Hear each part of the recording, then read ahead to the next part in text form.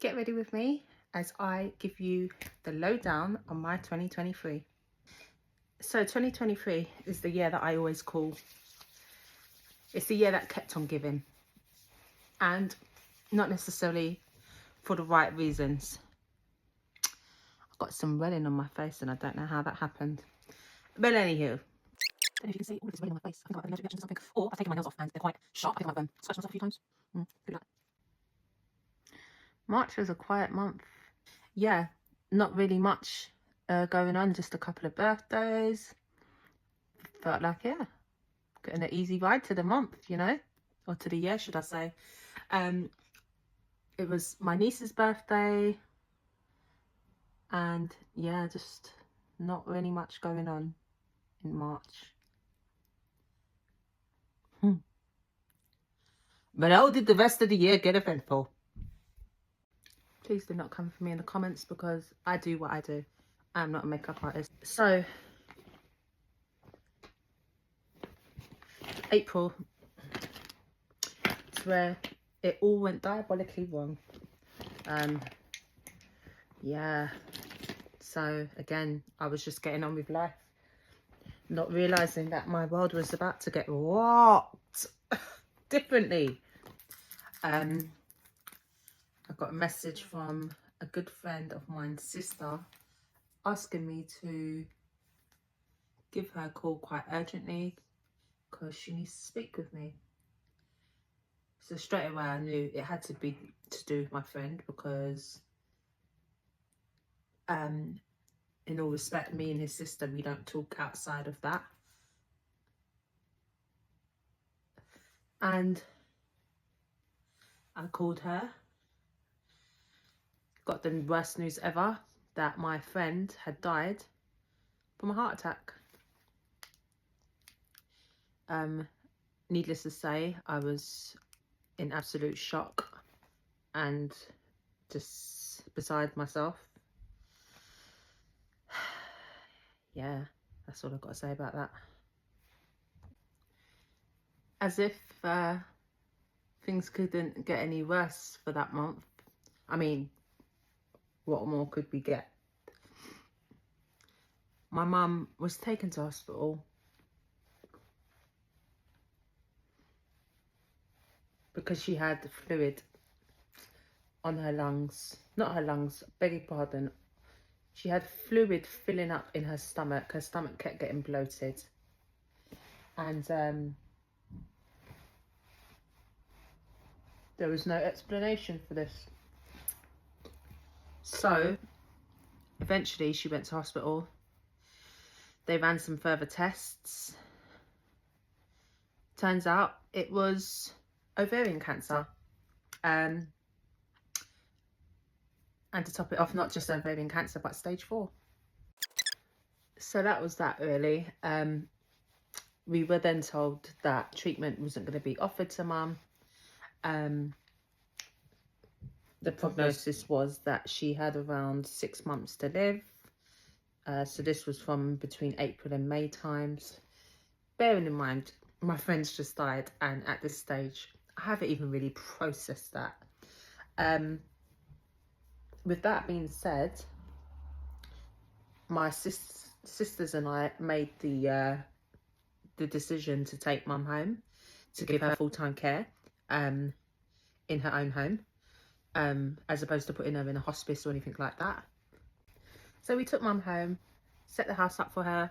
The hospital also provided, before they even sent her home, in fact, they had to send her home with a care package which was created for her. So it's things like making sure she had carers come in every day, making sure she had all the equipment she needed. That included a hospital bed, and so on and so forth. My sisters and I then had to create a rota. So that was in terms of making sure Mum had full-time care. So each of us would stay on our allocated days. Once we stayed there, we'd be responsible for cooking Mummy's food and that sort of thing. And yeah, everything was kind of, it was just really about making sure Mummy was as comfortable as she could be in her final days. The transition of Mummy was between, I'd say, practically all of May. She was still in hospital because she was quite poorly, and they needed to drain her stomach, which they did successfully, 11 litres of fluid. And then the transition of getting her home. So she came home in the ending of May. It was just really about looking after her, and it was some of the best months of my life. It was an honour to serve my mother, and I know my sisters would feel the same, and just to really spend that quality time with her that we got to spend, really priceless. We had a lovely party for her in June. Her birthday is or was June the 23rd. It was her last birthday that she had on this earth.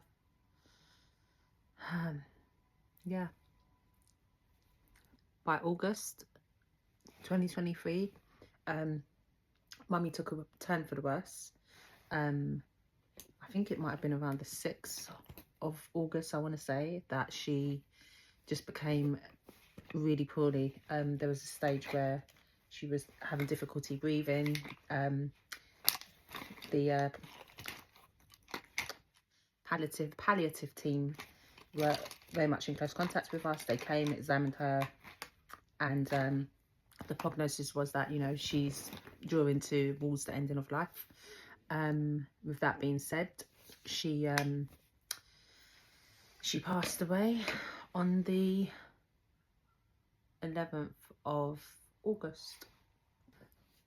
August feels like a blur to me now.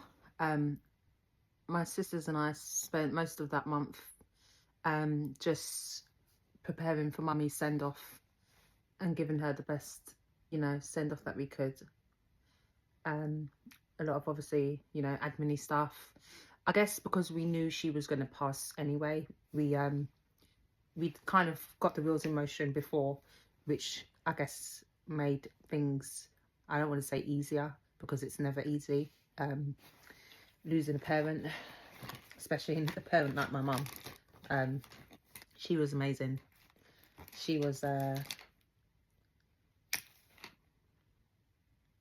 yeah, she was a special type of person, if you know, you know.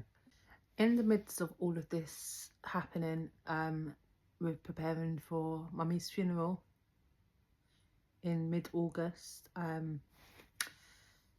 Just to throw another gift in the midst of everything, I found a lump in my breast. So I made an appointment with my doctors, who examined me and made an appointment for me to have it checked out further at the hospital. This appointment was made for sometime in September. So we had Mummy's funeral on the 1st of September. Beautiful send-off we gave her. We definitely would have done her proud. And then my hospital appointment was booked for, I want to say, around the 6th of September. 6th of September, I went to the hospital, had my appointment, la-di-da. Started off with them saying I'm too young to have breast cancer, because let's have it right, when we find a lump, that's usually what we think. Went from that to them examining me, doing a scan. Once they examined me, they was like, oh, actually, we need you to have a mammogram and a biopsy, which was all done. The same day as well, I also spoke back with the consultant, and they said to me that it's a strong likelihood that it is breast cancer. By the 14th of September, I got my results back, and surprise, surprise, it was breast cancer. So I don't think my world could be rocked anymore, but you know, God gives his hardest battles, as they say, to his strongest soldiers. So I just kind of took it on the chin, so to speak. Had the horrible task of telling the rest of my family. before I told the, you know, wider family, the most important person to me to tell was my son, which I did. Yeah, he was absolutely wounded by that, but he got his head around it, and yeah, the rest is really history. The remaining of September going into October has really consisted of hospital appointments left, right and bloody centre. It's been really it's been a lot, I'm not gonna lie. I started off with, I guess the first sort of appointments were me having my eggs frozen. Anyone who's going through a similar experience to me, if you don't know, a lot of the chemo treatments can bring on early menopause, which would essentially, so sorry, deem you infertile. I'm just going over again because I can't really see my highlight. So I had my eggs frozen. That took me through the end of September. I also then, after that, I had to have a whole array of tests done, from an echo scan to MRI scans to PET scans, just to obviously check it's basically giving you a whole 360 just to make sure that the cancer wasn't in any other spaces, to see the state of my heart. So that was all of October. By the ending of this all, it came back that I had a further lump in my groin, my right groin, and also a lump in my rectal area. Is it rectal? Your rear end. By the ending of, or mid-November, I went from being told that if it turns out that the lump in my groin is cancerous, that it would take it from stage 2C up to stage 4, and there would be nothing they could do. If it's not, then that's obviously the news that we wanted. By the beginning of November, all my tests came back clear, so it was really about going forward with the treatment. My treatment was initially booked. In terms of treatment, it was chemotherapy that was booked, a very coarse amount of it, starting off with something called EC, and then I would have been moved on to something called docetaxel. I felt like I was just being thrown into this all, so I kind of took a step back with my oncologist and explained to them I wasn't ready to go down that road. So we took some time away from everything. I took some time away just to focus on myself and just to try and get my head around everything that was happening so quick. So in November, I focused on stopping drinking. I stopped smoking.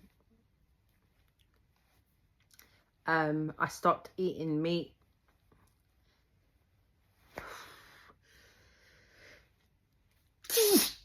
Oi! I may edit that out. I stopped eating meat, and then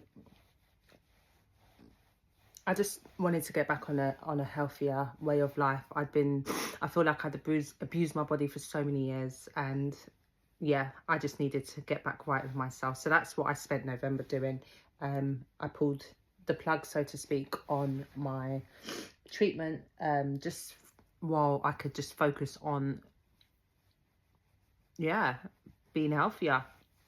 That was all going well until I reached it towards the ending of November. I had a business trip, and in all honesty, it all fell to shit.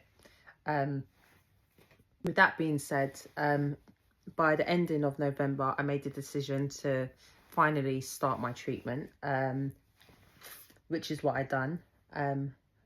We booked in another session with my oncologist for the 11th of December, which I had, and then the idea was after that I would start my chemo, which I did. So booked in for the 11th. started my chemo on the 12th. She decided to start me on the doxycycline instead of the EC. And the reason was, she said it was less harsh. So I followed her instructions and just kind of went for that. And yeah, I could not have anticipated what happened next. So the 12th of December up to the... Don't laugh at me. I do not know how to do this, but we're going to try. We always try and always get through. Oh my God, I haven't even blended there. You can see I'm an amateur. So yeah, the 12th of December was really about just, and onwards was just about really getting through my treatment.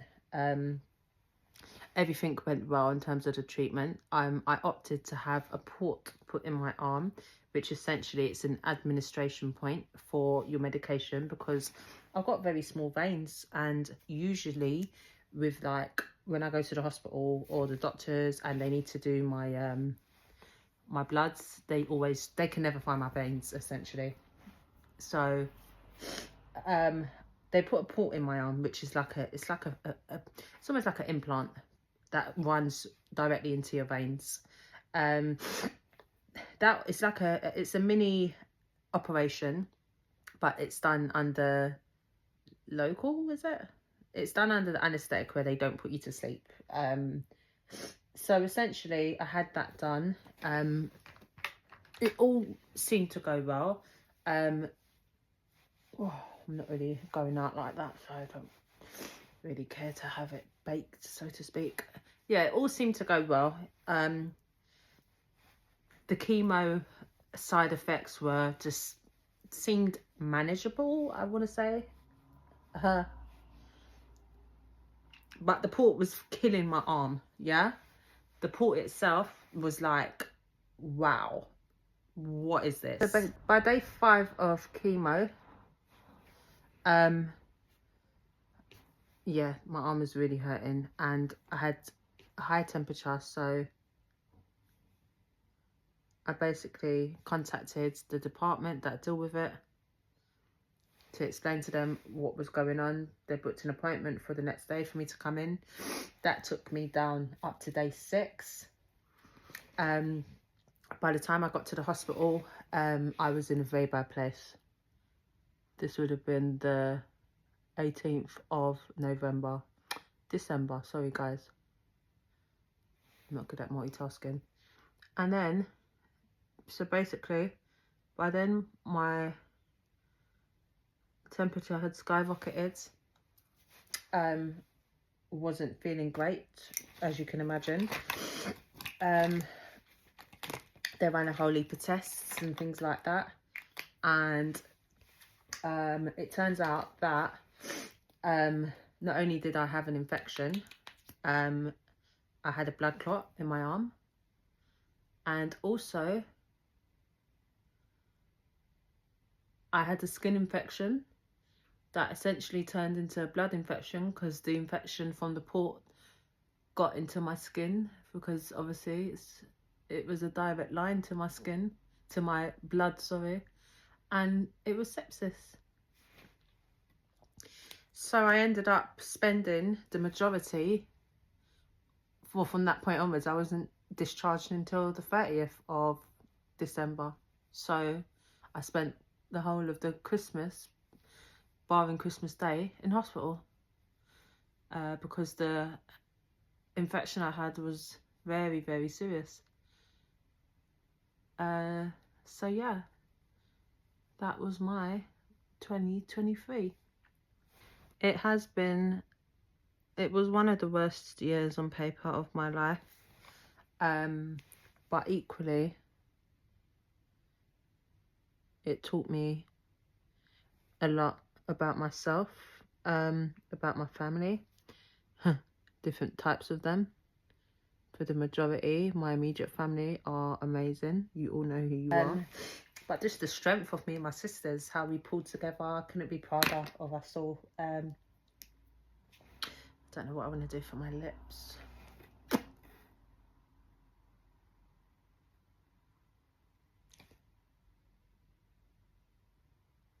yeah, we really pulled together.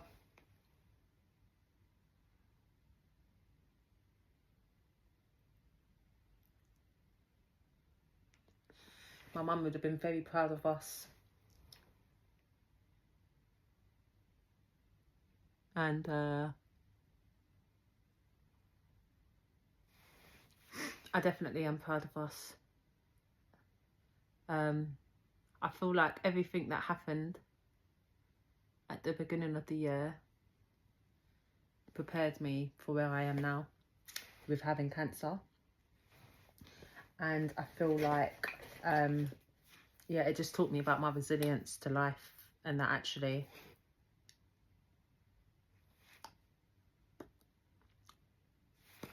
things that might have affected me in a different way before, it just didn't. It affected me. Don't get it twisted. It affected me, but I'm just saying that